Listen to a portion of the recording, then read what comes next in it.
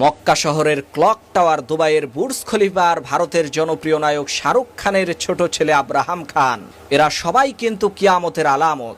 আর এটা আমার কথা না, স্বয়ং বিশ্বনবীর কথা। আজ থেকে আরো 1400 বছর আগেই একেবারে স্পষ্টভাবে এই বিষয়ে নবীজি সাল্লাল্লাহু আলাইহি ওয়াসাল্লাম ভবিষ্যৎবাণী করেছেন। আর আশ্চর্যের বিষয় হলো, নবীজির করে যাওয়া ভবিষ্যৎবাণীগুলো একেবারে পুঙ্খানুপুঙ্খভাবে সঠিক হয়েছে।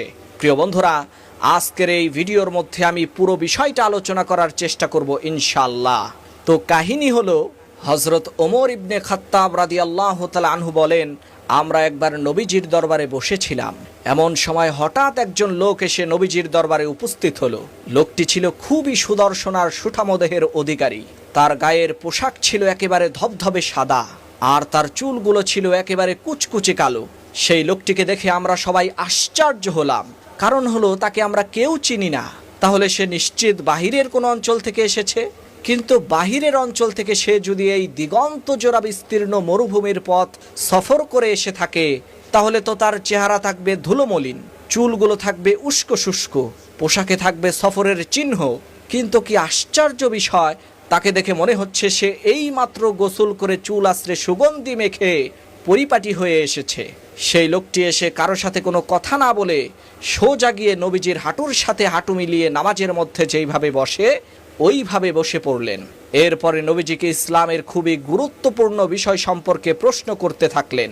নবীজি যখন তার প্রশ্নের উত্তর দিলেন, তখন সেই লোকটি নবীজিকে বলতে লাগলেন, হে মুহাম্মদ সাল্লাল্লাহু আলাইহি ওয়াসাল্লাম, আপনি সত্য বলেছেন। হযরত ওমর রাদিয়াল্লাহু তাআলা আনহু বলেন, লোকটির এই কথা শুনে আমরা আরো আশ্চর্য হলাম।